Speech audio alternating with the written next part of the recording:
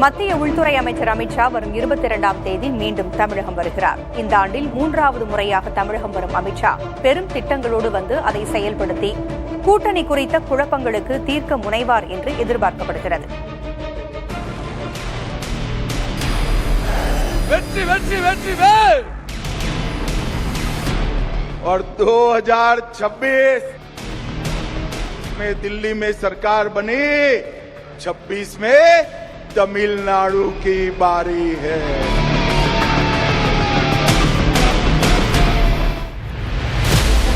मैं नरेंद्र दामोदर दास मोदी மத்தியில் 3வது முறையாக பாஜக அரியணை ஏறியதில் சூத்திரதாரியாக திகழ்ந்தவர் அமித் ஷா. தமிழகத்தில் பாஜகவை அசைக்க முடியாத சக்தியாக்க வேண்டும் என சூளுரைத்து செயல்பட்டு வருகிறார். கடந்த ஏப்ரல் மாதம் சென்னை வந்த அமித் ஷா அதிமுகவுடன் கூட்டணியை அறிவித்தார். हम साथ में सरकार बनाएंगे, हम चुनाव एड़ापाड़ी जी के नेतृत्व में लड़ेंगे. ஜூன் மாத தொடக்கத்தில் மதுரை வந்த அவர் மீனாட்சி அம்மன் கோயிலில் தரிசனம் செய்தார். பாஜகவின் தென் மாவட்ட நிர்வாகிகள் கூட்டத்தில் பங்கேற்ற அமித் ஷா இனி மாதந்தோறும் தமிழகம் வர உள்ளதாக கூறியிருந்தார். இதன் தொடர்ச்சியாக ஜூலை 2வது வாரமும் அவர் தமிழகம் வருவதாக இருந்தது. வெற்றி வெற்றி வெற்றி வேல். வீர வீர வீர வேல். ஆனால் பாமகவில் ராமதாஸ் அன்புமணி இடையிலான மோதல் முடிவுக்கு வராததால் அவரது பயணம் ரத்தானதாக பேசப்பட்டது.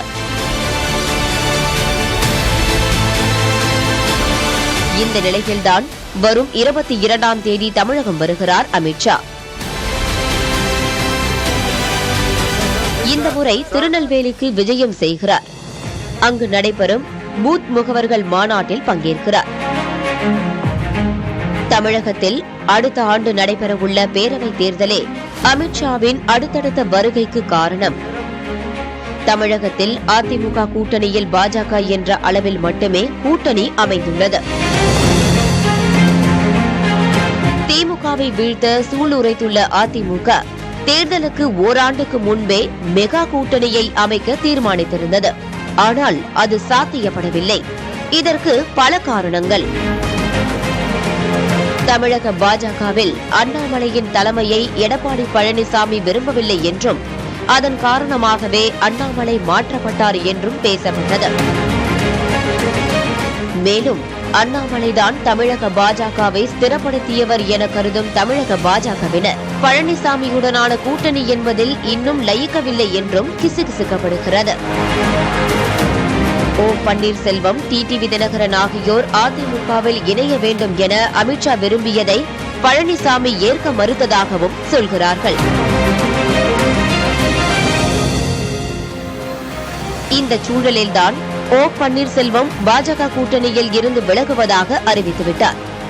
தேசிய ஜனநாயக கூட்டணியில் இனி தொண்டர்கள் உரிமை மீட்பு குழு இடம்பெறார். டிடிவி தினகரனும் வெளியேறும் சூழல் காணப்படுவதாக அரசியல் வட்டாரத்தில் பேசப்படுகிறது. இவையெல்லாம் ஒருபுறம் இருக்க, அதிமுக பாஜக கூட்டணியில் தேமுதிகவையும் பாமகவையும் இணைத்துவிட வேண்டும் என்று விரும்புகிறார் அமித் ஷா. தேமுதிகவை பொறுத்தவரை தற்போதைய சூழலில் திமுகவையும் அதிமுகவையும் சமதொலைவில் வைத்துதான் பயணிக்கிறது. பாமகவை பொறுத்தவரை ராமதாஸ் அன்புமணி என பிளவுபட்டு கட்சிக்குள் நிலவும் பூசல்கள் முடிவுக்கு வரவில்லை. இவ்விரு கட்சிகளும் ஏற்கனவே பாஜகவுடன் கூட்டணியில் இருந்தவர்கள்தான். இப்போதும் அமித்ஷாவுடன் நல்லுறவை நாடி வருகிறார்கள். இப்படியான சூழலில்தான் திருநெல்வேலிக்கு வருகிறார் அமித்ஷா. தமிழகத்தில் இன்னும் முழுமையான வடிவத்தை எட்டாத பாஜக கூட்டணி குறித்து தீர்க்கமான ஒரு முடிவை அமித்ஷா செட்டில் செய்வார் என நம்புகிறார் மோடி. மேலும் திமுகவை வீழ்த்த வலுவான வியூகங்கள் இன்னும் வகுக்கப்படவில்லை.